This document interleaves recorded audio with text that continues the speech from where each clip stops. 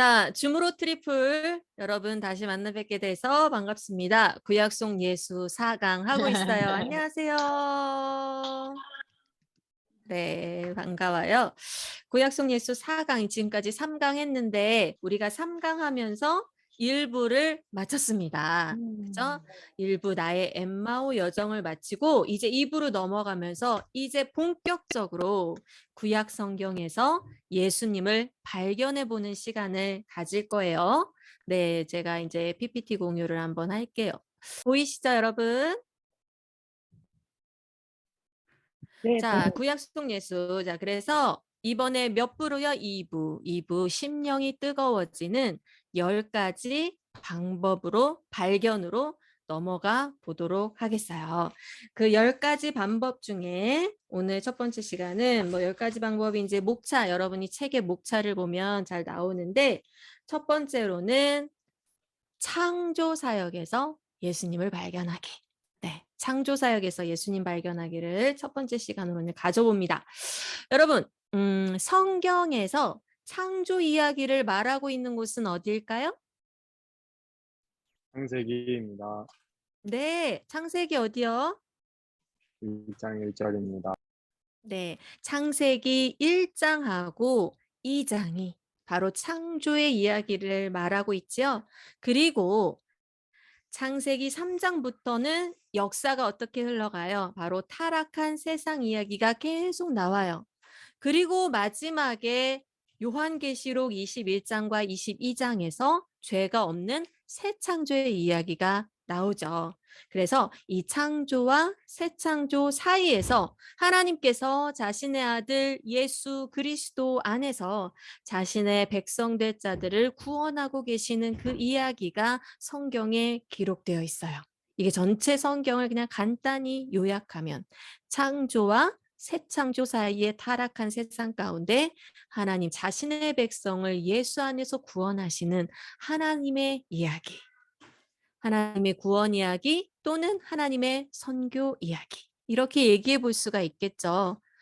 네. 그래서 성경이 처음 두 장, 창세기 1장과 2장에서의 죄가 없는 처음 세상.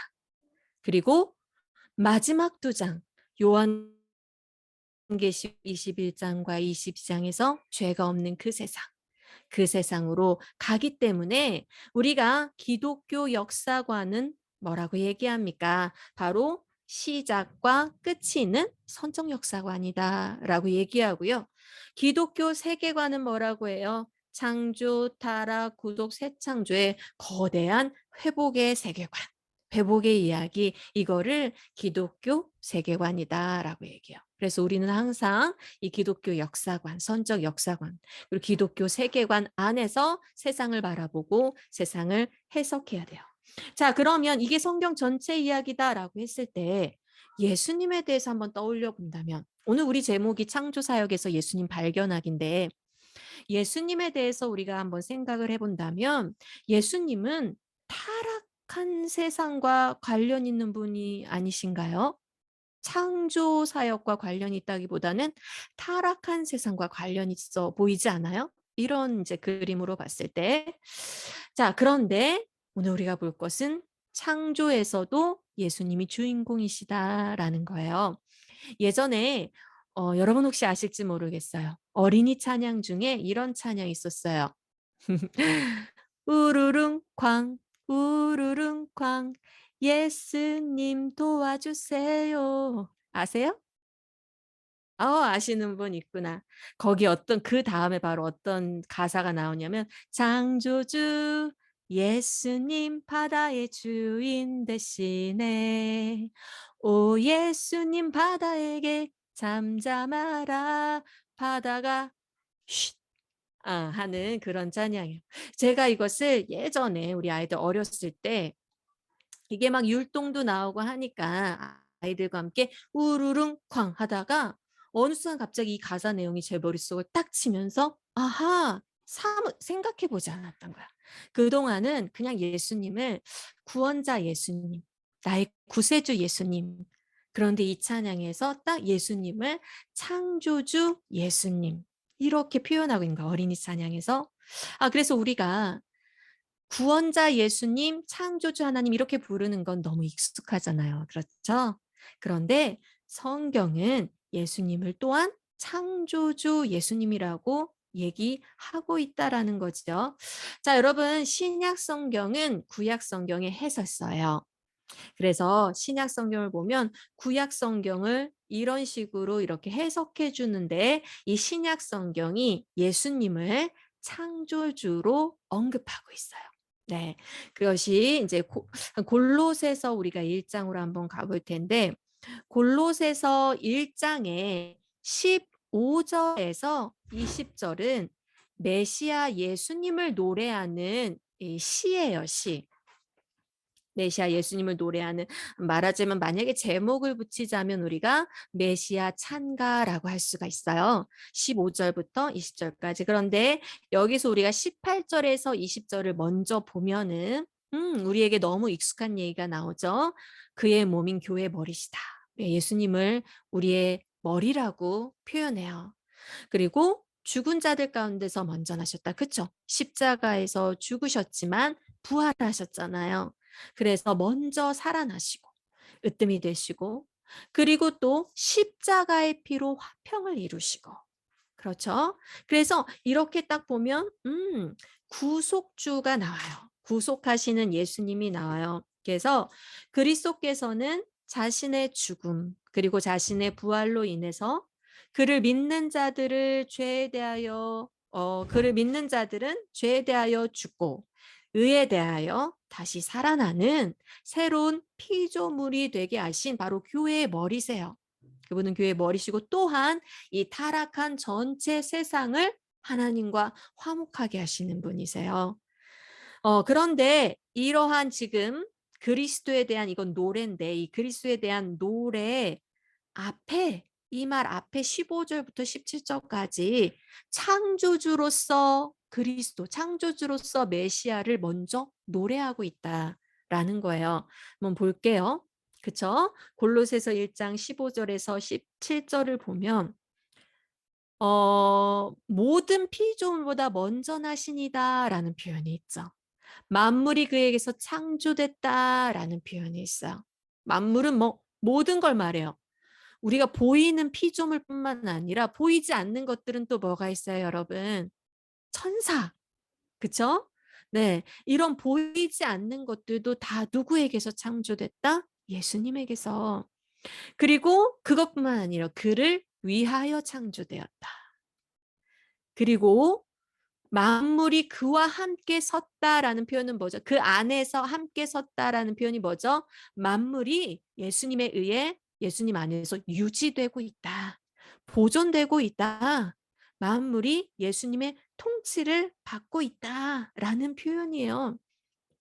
그래서 요약하자면 만물이 그에게서 창조되고 그를 위하여 창조되고 그의 인해서 그로 인해서 유지된다라는 표현이 바로 골로새서에 나오고 있어요.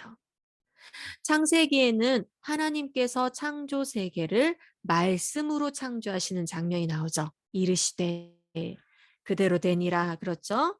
그런데 요한복음 1장은 여러분이 아시다시피 요한복음 1장은 어떤 얘기를 해요? 만물을 지은 그 말씀이 바로 예수님이다라고 얘기하고 있는 거 기억나시죠? 그쵸? 요한복음에. 그리고 히브리서 1장도 예수님께서 능력의 말씀으로 만물을 붙들고 계시다. 그러니까 즉 창세기에서 하나님께서 말씀으로 세상을 창조하셨다 할 때 그 말씀이 누구라는 거죠? 예수님이라는 거예요. 네. 그래서 예수님께서 바로 하나님께서 세상을 창조하실 때에 예수님으로 창조하셨다는 거죠. 예수님을 통해서 창조하셨다라는 거죠. 바로 하나님께서 선포하신 그 말씀, 세상을 창조케 하고 세상을 존재케 하신 그 말씀의 능력은 바로 예수님의 능력이라는 거예요. 그래서 예수님의 능력과 지혜로 세상이 아주 아름답게 창조된 것이죠. 이것뿐만 아니에요. 예수님은 지금 모든 피조물보다 먼저 계셨던 분이신데 첫째 줄에 뭐가 나오죠? 보이지 아니하는 하나님의 형상이시오라는 말이 나와요. 창세기 1장에서는 우리는 하나님의 형상대로 창조된 인간을 봅니다. 그런데 신약 성경이 말하기를 하나님의 형상은 본래 누구시다? 예수님이시다.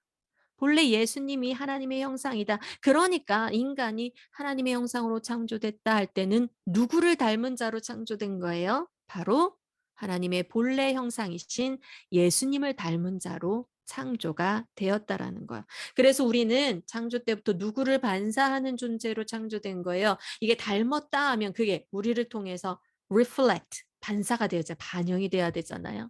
그러니까 우리는 예수님을 반사하는 존재로 창조가 되었던 거야, 인간이. 예수님의 영광을 드러내는 자로, 영광을 드높이는 자로 창조되었다라는 거죠. 네. 그리고 특별히 하나님께서 인간을 하나님의 형상대로 창조하신 이유가 있어요. 무엇이냐면 창세기 1장이든 2장이든 보면 하나님 형상대로 창조한 인간에게 창조한 다음에 내리시는 명령이 있는데 세상을 다스려라라는 통치의 명령을 내리세요. 그러니까 이 세상을 창조하신 하나님께서 인간을 이 세상을 하나님을 대신해서 다스리는 대리 통치자로 세우는 장면이 나온다는 거죠. 이 통치의 권세가 누구로부터 오는 것일까요? 아담과 하와의 통치의 권세, 바로 만물을 붙들고 계시는 만물이 그로 말미암고 만물이 그 안에 함께 섰느니라 했잖아요. 만물을 붙들고 계시는 예수님께로부터 오는 거죠. 그래서 인간이 어떻게 할 때 하나님의 영광을 드높일 수 있을까요? 바로 세상을 예수님의 뜻대로, 예수님의 말씀대로 다스릴 때에 그때에 예수님이 영광 받으시고 높임 받게 되는 거죠. 자, 그런데 여전히 우리에게 지금 타락한 우리에게는 창조주 예수님보다 예수님을 구원자로 바라볼 때가 더 유익하지 않나요? 그렇죠? 창세기 1장, 2장에서 그래 예수님이 세상을 창조하셨지. 근데 그것을 묵상할 때보다는 예수님을 구원자로 묵상할 때가 타락한 이후에 우리를 구원하시기 위해서 십자가에 달리신 그 예수님을 묵상할 때가 더 유익하게 느껴지잖아요. 자, 그런데 여기에 또 다른 포인트가 있어요. 어떤 포인트가 있냐면 신약 성경은 예수님을 창조 때부터 구원자로 묘사하고 있다라는 거예요. 다시 얘기할게요. 신약 성경은 예수님을 창조 때부터 구원자로 묘사하고 있어요. 하나님은 태초부터 타락한 인간과 세상을 구원하실 유일한 방법으로 자신의 독생자 예수님을 정하셨어요. 그러니까 이런 거예요. 더 이해하기 쉽게 설명을 해볼게요. 하나님께서 세상을 창조하셨어요. 그리고 인간을 창조하시고 그 인간을 에덴에 두셨어요. 그런데 에덴 동산의 중앙에는 특별한 나무 두 개가 있었죠. 하나는 생명나무이고 하나는 선악을 알게 하는 나무가 있었어요. 그리고 하나님이 그 인간과 거기서 약속을 맺으셔요. 우린 이것을 언약이라고 말하죠. 약속을 맺으셨어요. 그래서 모든 피조물들 중에 하나님과 인간이 특별한 관계를 맺었어요. 뭐 그런 뜻도 있지만 더 나아가서는 이 생명나무와 선악을 알게 하는 나무가 있었다라는 것은 인간이 딱 창조된 순간에 이제는 고정불변한 존재, 그냥 거기에서 완전히 성숙하고 그렇게 살면 되는 존재로 창조된 것이 아니라, 물론 창조는 매우 선하고 하나님의 영광을 드러내기에 충분하고 또 인간은 성숙하게 창조되었고 자유의지를 가진 존재로 창조되었어요. 지혜와 지식을 가진 존재로 창조되었지만, 그런데 하나님과 언약을 지키며 하나님과의 약속을 지켰을 때는 생명나무가 있잖아요. 그렇죠? 그래서 지금 창조된 모습보다 더 월등히 뛰어난, 더 영광스러운 하나님과 함께 더 영원히 영생을 누리는 그러한 곳으로 나아갈 수 있는 존재로 창조됐다라는 거예요.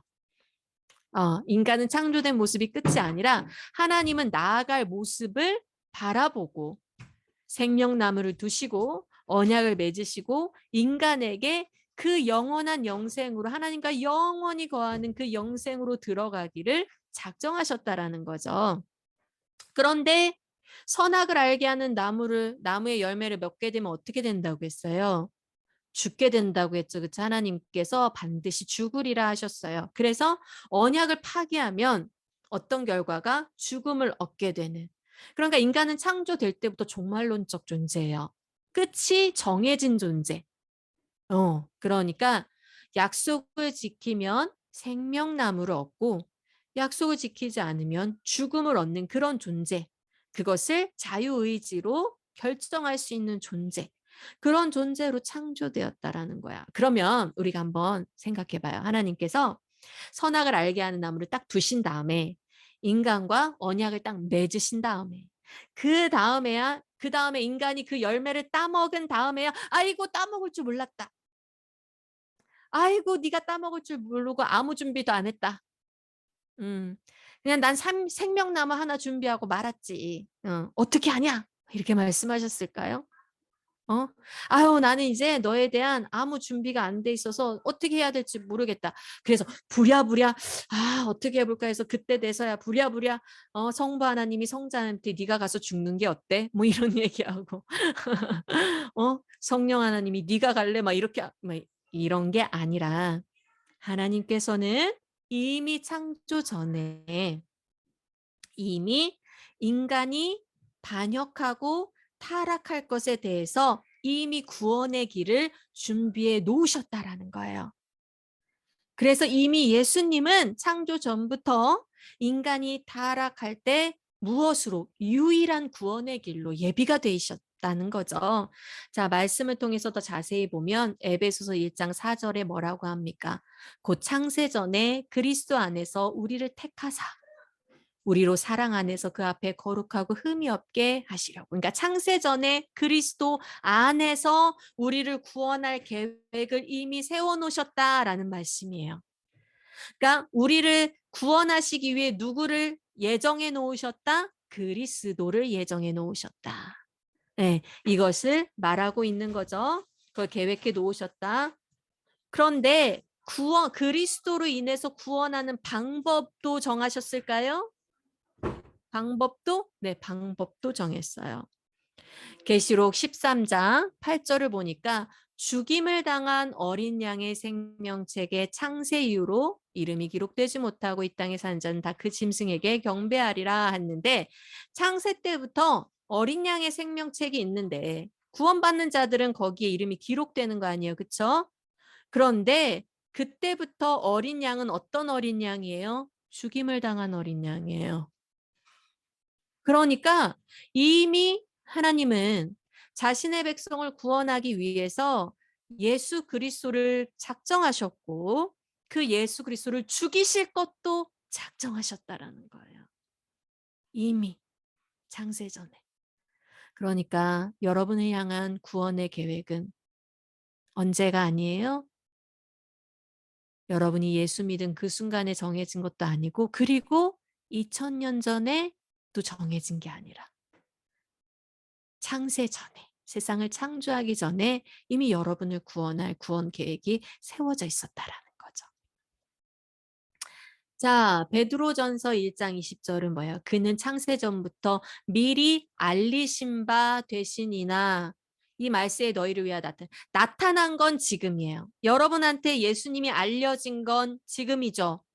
어, 여러분한테 알려진 건 지금이지만 이미 예수님이 자신의 백성을 구원할 거야라고 이미 그것이 알림 바 된 것, 이미 삼위일체 하나님 사이에 이미 서로가 알게 된 것, 그것은 언제예요? 창세 전이라는 거예요. 네, 그래서 창조 사역에서는 창조주 예수님만이 아니라 구원자 예수님도 나타나고 있어요. 자, 어떻게 나타나고 있는지를 한번 얘기를 해봅시다. 그래서 창조는 말하자면 하나님께서 세상을 딱 창조하실 때 단지 창조가 이렇게 좋아뿐만 아니라 창조는 구원의 무대가 돼요. 어. 그래서 저자가 지금 조나단 에드워드의 말을 인용하고 있거든요. 이런 말을 인용하고 있어요. 여러분 조나단 에드워드 책 다 아시죠?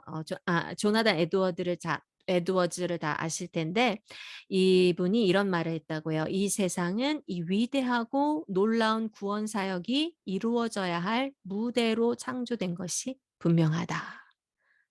그러니까 우리는 창세기를 딱 창세기 1장 2 절만 볼 때는 하나님께서 이렇게 창조하셨지 하고 어떤 창조 세계의 위대함, 진화론과 반대되는 창조론의 근거, 뭐 인제 이 정도로 바라보는데 그것보다 더 나아가서 깊이 있게는 하나님께서 인간을 구원하기 위한 그 구원 사역의 무대로 창조를 이 세상을 창조하셨다는 라는 이야기를 하고 있어요.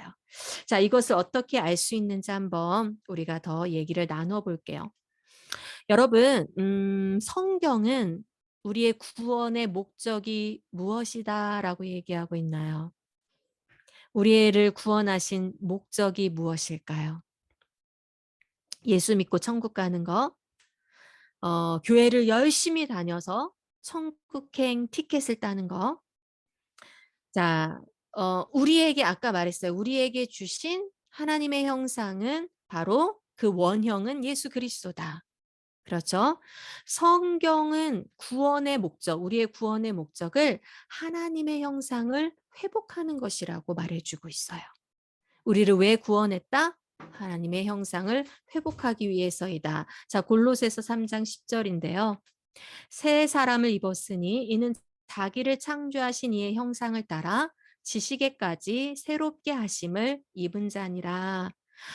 즉 지금 이게 사도 바울이 골로새서를 썼잖아요. 그렇죠? 사도 바울이 골로새서를 쓰면서 너희들 예수님이 누구시지? 우리의 구원을 위해 무엇을 하고 계시지라는 걸 알고 싶으면 예수님이 누구신지 알고 싶으면 예수님이 우리를 구원하시기 위해 무엇을 하고 계신지 알고 싶으면 창세기를 봐. 창세기에 아담과 하와를 봐. 하나님은 아담과 하와를 하나님의 형상대로 창조하셨어.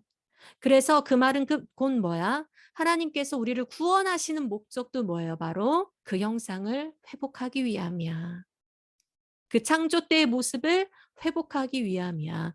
우리가 예수 그리스도의 형상을 회복하기 위함이야. 라고 얘기하고 있어요. 그러니까 이미 창조 때에 우리가 구원받을 모습이 어떠해야 되냐를 이미 하나님은 정해 놓으셨다라는 거예요. 또한 아담을 대리 통치자로 세우셨다고 했어요. 왕, 제사장, 선지자 역할을 아담이 부여받았어요. 그리고 성경은 구원의 목적을 이 세상이 예수 그리스도 안에서 통일되고 하나님과 화목하게 되는 것이라고 말하고 있어요. 그러니까 우리를 구원하시는 하나님의 우리를 구원 목적은 우리 개인이 하나님의 형상을 담는 것뿐만 아니라 회복하는 것뿐만 아니라 이 타락한 세상 자체도 하나님의 창조 세계 자체도 회복하는 걸 하나님은 원하세요. 그게 구원의 목적이에요. 우리는 구원의 목적을 너무 협소하게 어디로만 초점 맞추면 안 돼요. 우리가 구원받고 천국 가는 것으로 초점 맞추면 안 되고요. 하나님은 자신이 창조한 창조 세계를 전체를 회복하기 원하세요. 누구 안에서? 그리스도 안에서. 어떻게? 그리스도로 인해서 모든 만물이 다 하나님과 화목되는 형태로 그렇게 회복하기를 원하세요. 자, 하나님께서 6일 동안 세상을 다 창조하시고 그리고 마지막으로 인간을 창조하시고 그리고 그 인간을 특별히 에덴 동산이란 곳에 두셨어요. 그다음에 6일 동안 창조하시고 일곱째 날이 있죠. 일곱째 날을 복되게 하시고 거룩하게 하시고 안식일을 제정하셨어요. 예, 그날 안식하셨어요. 이는 창조주께서 창조를 다 마치고 나서 이제 자신의 창조 세계를 싹 딱 바라보고 그리고 기뻐하시면서 왕으로서 보좌에 앉으시는 모습이에요. 일곱째 날은. 이게 무슨 말이냐 좀 이해를 돕기 위해서 여러분 창조의 순서를 보면 첫째 날부터 셋째 날까지 틀을 만들죠. 그쵸? 빛이라는 틀. 둘째 날은 물과 물을 나눠서 하늘이라는 틀. 그쵸? 셋째 날은 땅이 드러나게 해서 땅이라는 틀. 그다음에는 그 틀을 4 일부터 6 일까지는 그 틀을 세우시죠. 그 틀을 채우실 때 뭘로 채워요? 빛은 해와 달로. 그리고 그 하늘과 바다는 새와 물고기로. 그리고 그 땅은 동물로 딱 채우셔요. 자, 뭐 한 거예요?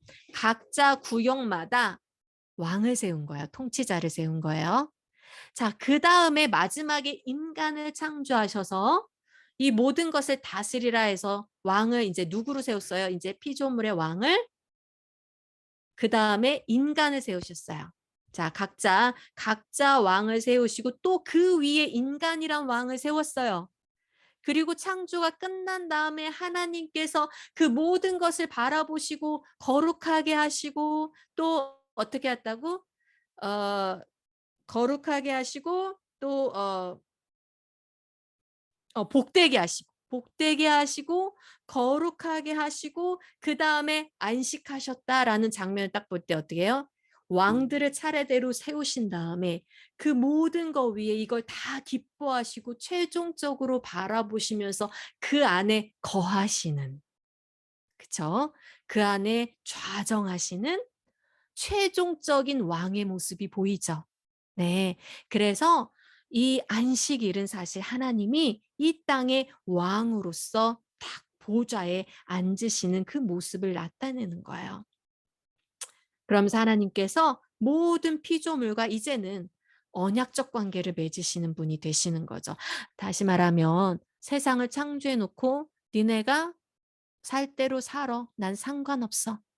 이런 신이 아니라 세상을 아름답게 창조하고 그 세상을 통치하시고 그 세상을 유지하시고 그 세상을 이끌어 가시는 분으로서 다스리는 분으로서 하나님께서는 그 안에 거하시기를 결정하셨다라는 거야.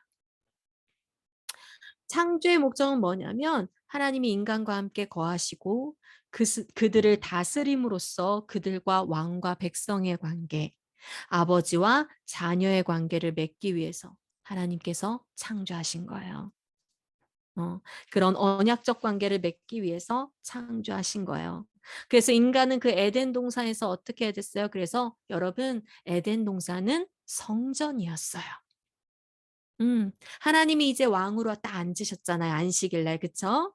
그래서 그곳은 에덴 동산은 성전이라서 왕이신 하나님을 섬기고 예배하고 그리고 맡겨주신 세상을 하나님의 뜻대로 통치하고 그리고 세상으로 충만해라, 확장하라는 명령을 받았잖아요. 그쵸? 그래서 세상으로 확장해 나가는 임무, 즉 인간은 세상을 통치하는 왕이자 하나님을 섬기는 제사장이자 그리고 하와를 비롯해서 앞으로 태어날 자손들에게 이 하나님의 뜻을 전하고 세상을 확장시켜 나가는 선지자의 역할을 부여받았다라는 거예요. 왕, 제사장, 선지자 역할을 부여받은 거죠.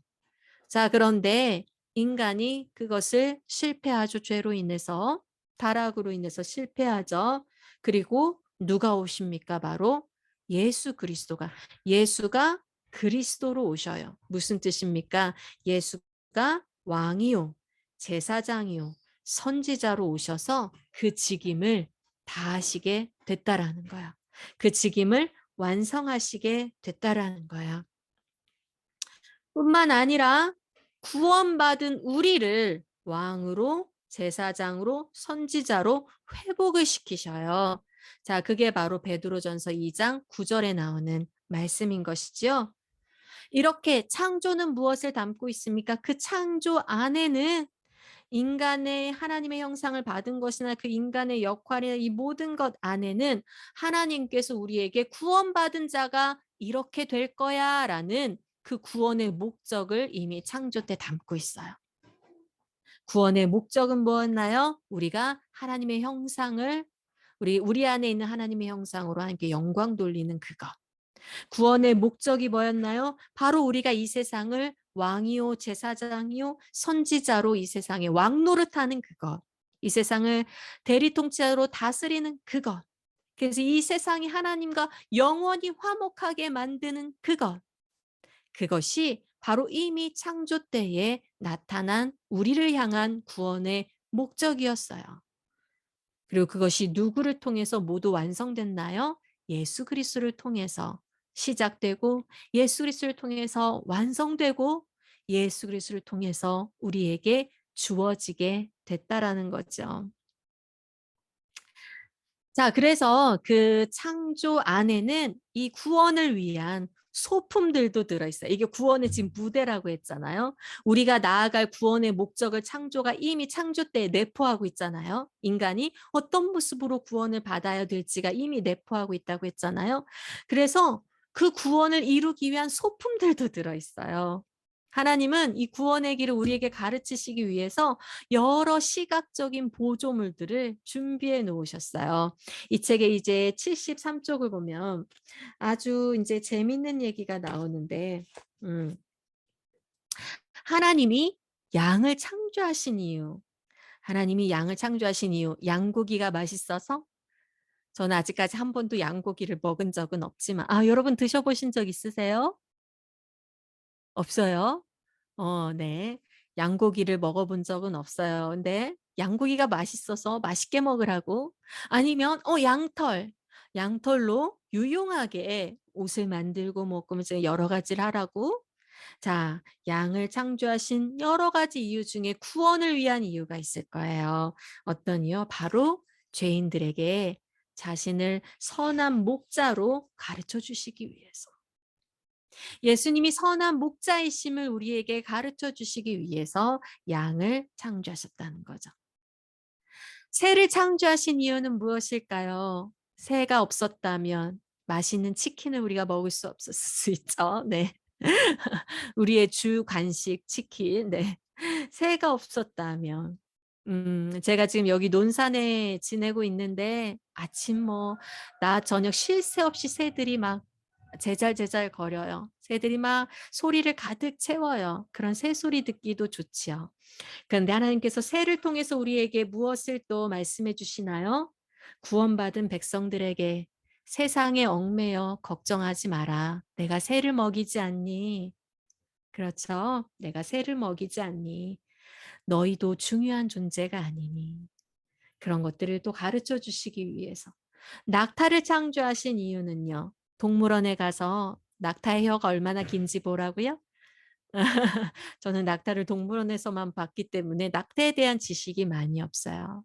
그런데 성경을 보니까 낙타를 통해서 우리는 하나님께서 우리에게 무엇을 가르쳐 주세요? 재물로는 천국에 갈 수 없다. 그쵸? 뭐 이런 것들을 가르쳐 주시죠. 백합이나 장미를 창조하신 이유는요. 멋진 장미 축제를 열라고요. 꽃 축제를 열라고요. 여기서 말하기를 구원자이신 자신이 그처럼 아름답다는 걸 가르쳐 주시기 위해서. 또 물을 만드신 이유는 뭘까요? 우리가 물 안 마셔도 살 수 있게 만드셨으면 어떨까요? 그런 능력이 없으실까요, 하나님이? 그런데 왜 인간을 물을 마실 수 있게 창조하셨을까요? 영적 갈증을 시달리는 자들이 어떻게 새롭게 될 수 있는지 물을 통해서 가르쳐 주시죠. 사마리아 여인을 만났던 그 장면을 생각나나요? 네, 한낮에 이 갈급함을 채우기 위해, 그러니까 그때는 육적 갈증을 채우기 위해 사마리아 여인은 그 우물가에 있었어요. 근데 예수님은 그녀의 결국 영적 갈급함을 채워주시죠. 거기에 있는 물을 사용해서. 자, 이런처럼 하나님께서 창조하신 이 세상의 모든 만물은 우연이 아니고 또 더 나아가서 창조 안에서 아름다움만 드러내는 게 아니고 더 나아가서 구원을 계시하는 역할도 하고 있다라는 거예요. 자, 이것은 어떤가요? 저는 이 부분을 예전에 구약 속 예수를 처음 읽었을 때 저는 이 부분이 이 구약 속 예수에서 가장 기억에 남고 또 가슴이 막 이 부분에 뭉클했어요. 저자는 예수님께서 자신의 십자가 처형에 사용될 것들을 어떻게 창조하셨는지 생각해 보자고 말해요. 아, 자, 여기 보면 예수님은 자신의 고통과 죽음에 사용될 것들, 곧 구원의 소품들을 모두 창조하셨다.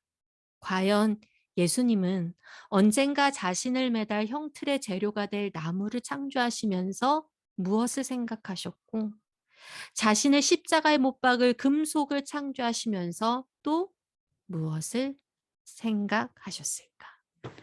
여러분, 우리를 구원할, 그리고 죽음으로써 우리를 구원할 구원 계획은 이미 창세 전에 정해져 있었다고 했어요. 이미 삼위일체 하나님께서 서로 그것을 합의하셨어요. 우리를 구원할 그 구원의 계획은 예수 안에서 예수의 죽음으로 우리를 구원한다. 그러면 예수님이 창조주세요.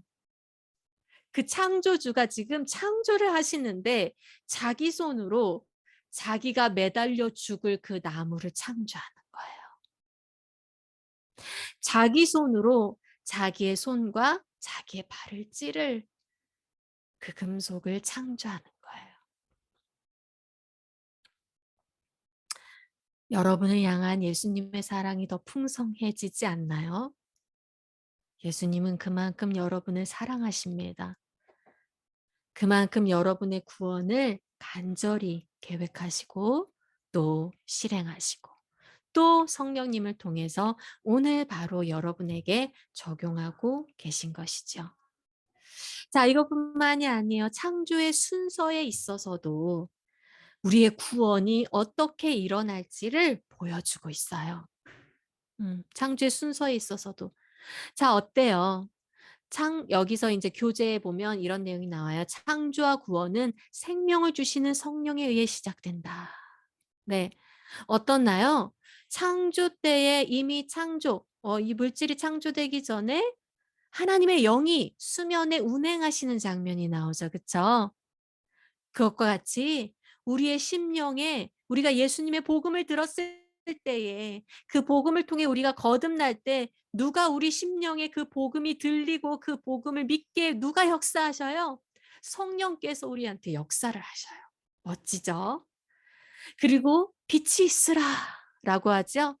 빛이 있으라라고 말씀하신 것처럼 구원 때 복음을 들으면 우리 가운데 뭐가 비쳐와요? 바로 이 어둠과 세상의 그 죄와 사망에 억눌려서 이 어둠 가운데 우리의 지식과 모든 것이 우리의 이해와 모든 것이 어둠 가운데 있었는데 복음의 빛이 딱 들어오면서 우리가 우리의 눈이 밝아지고 하나님에 대해 깨닫게 되고 구원에 대해 깨닫게 되고 복음이 믿어지고 그러면서 우리가 그분을 막 영접하게 되죠. 네. 그다음에 어떻게 됩니까? 빛과 어둠을 나누시죠, 창조 때에. 그것과 같이 구원 때 어떤 일이 일어납니까? 구원 때에 성경은 끊임없이 서신서들에서 뭐라고 얘기하고 있어요? 너가 어둠의 자식이 아니라 무슨 자식이다? 빛의 자녀다. 어둠에서 떠나라. 옛사람을 버려라. 새 사람을 입어라. 너는 빛의 자녀다라고 얘기하고 있어요. 어둠과 빛을 나누시는 것처럼 우리 구원받은 우리들도 예전 어둠에서 떠나서 빛의 자녀로 살기 원하시는 거죠. 창조는 열매를 맺어요. 그렇죠? 각종 열매를 맺어요. 이 땅에. 구원은 어떤가요? 구원은 어떤 열매를 맺나요? 갈라디아서에 보면 희락, 화평, 사랑과 희락, 화평, 온유, 절제, 뭐 이런 오래 참음, 그쵸? 이런 열매들을 맺죠. 성령의 열매들을 맺죠. 창조는 어떤가요? 창조의 마지막, 가장 창조의 하이라이트, 하나님의 형상을 지닌 인간을 창조하는 것. 구원의 하이라이트, 바로 인간을 새로운 피조물로, 그렇죠? 새 것이 되었다. 너는 새로운 피조물이다. 이 선포가 구원의 하이라이트. 우리가 새로운 피조물이 됐다는 거.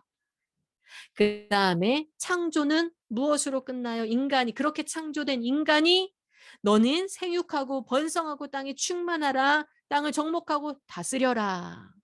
라고 한 것처럼 우리 구원은요. 구원받은 우리들에게도 어떻게 끝납니까?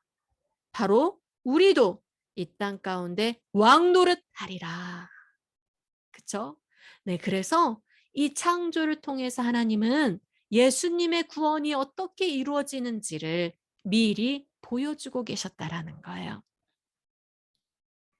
그래서 창조는 구원자 예수님을 이렇게 멋지게 보여주고 있어요.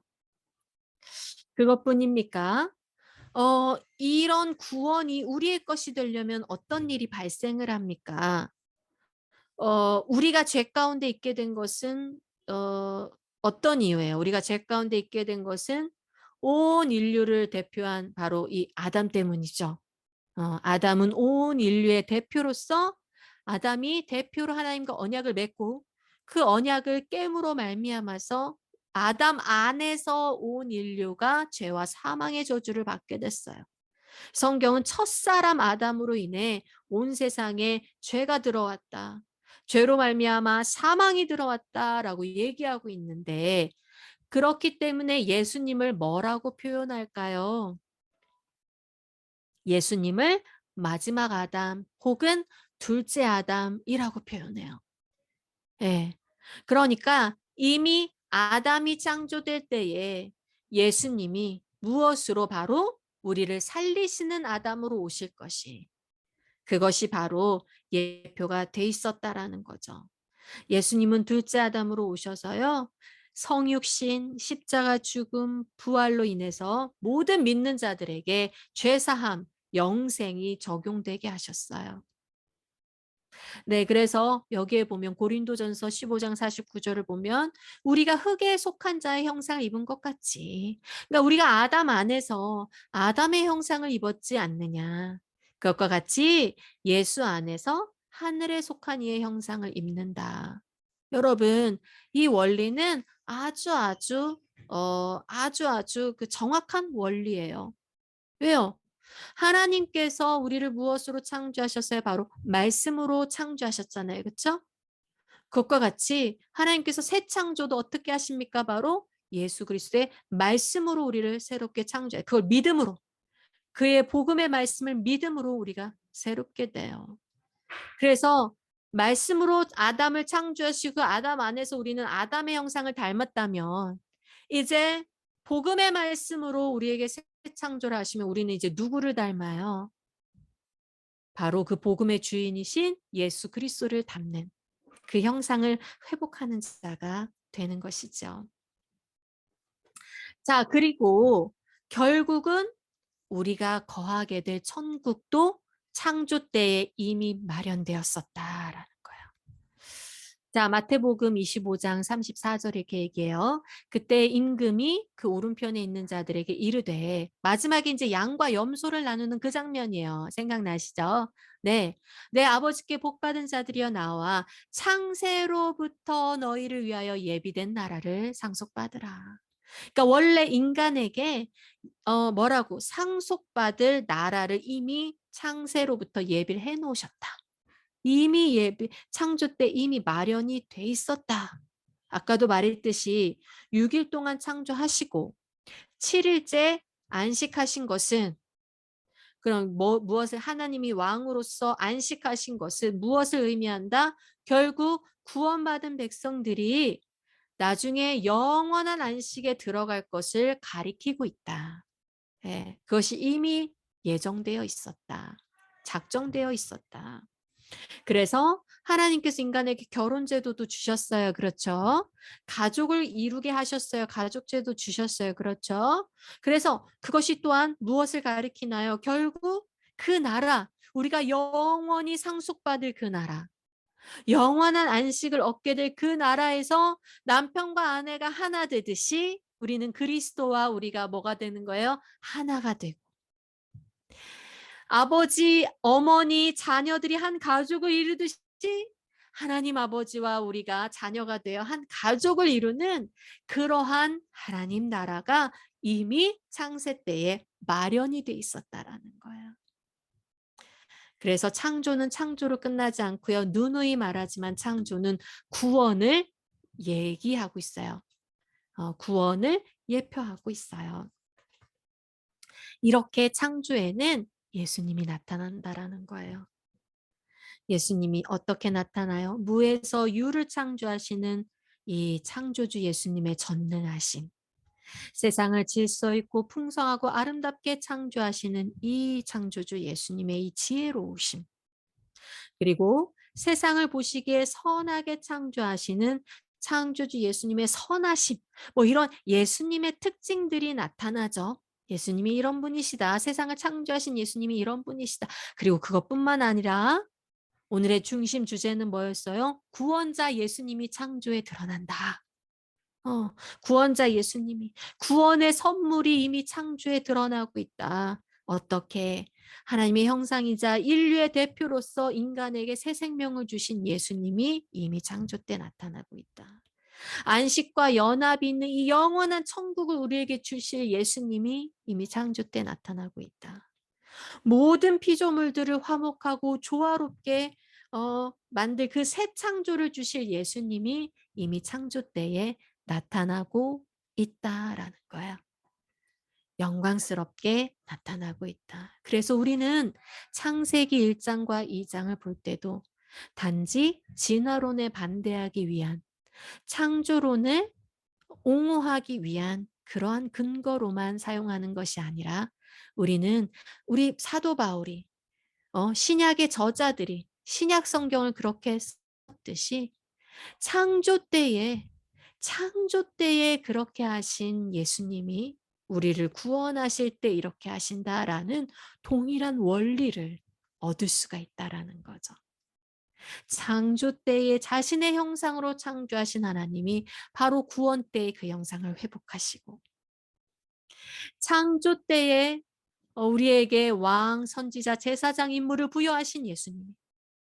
그분이 우리에게 그 역할을 다시 그 임무를 회복시키시고 창조 때 이 창조를 창조하신 원리로서 우리를 또한 그 원리로 구원하시고 이러한 아름다운 모습들이 드러나고 있다라는 거예요.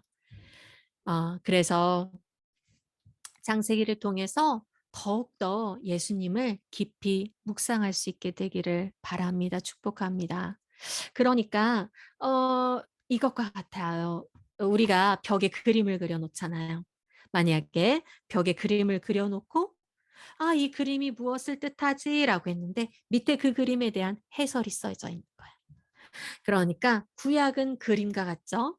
이 구약이 쫙 그림이 그려 있으면 그 밑에 신약이 밑에 "이것은 무엇을 설명하는 겁니다."라고 막 이렇게 해설을 적어 놓죠. 그러면 그걸 읽고 딱 신약을 읽고 또 구약을 딱 바라봤을 때 예수님에 대해서 우리가 알던 것보다 더 많은 지혜를 구약을 통해서 더 풍성한 지혜를 얻게 되는 거예요. 어. 우리는 우리는 또 구약을 우리는 신약을 통해서 예수님께서 십자가를 지신 그 현장을 또 보잖아요. 그쵸?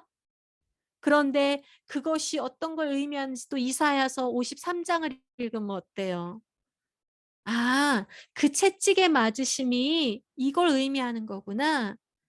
그 못 박히심이 이걸 의미하는 거구나.' 하고 이사야서 53 장을 보면 또 의미가 막 더 다채롭잖아요. 그런 것처럼 이 구약 성경은 예수님을 다채롭게 우리에게 그려주고 말씀해 주고 있어요. 그래서 앞으로도 계속해서 이 구약 성경을 통해서 여러분 예수님을 발견하고 예수님을 더 풍성히 누리시는 여러분이 되기를 바랍니다. 네, 축복합니다. 자, 네. 지금 공동체 공지 중이어서. 자, 여러분 우리가 지금 2부 심령이 뜨거워지는 10 가지 발견 이제 시작했는데 어떤가요? 오늘 강의를 통해서 어때 좀 심령이 조금씩 조금씩 이렇게 뜨거워지고 있나요? 네. 우리가 시간이 갈수록 더 그런 시간을 가지게 될 거예요. 한 챕터 한 챕터 더 나아갈수록 우리의 심령이 더 뜨거워지는 것을 경험하게 될 거예요. 그래서 여러분 이 시간을 함께 오실 때에 기도하는 마음으로 기도로 준비하시고 또 말씀을 묵상해 보시고 오시면 더 '아하.' 하면서 수업에 임할 수 있겠죠.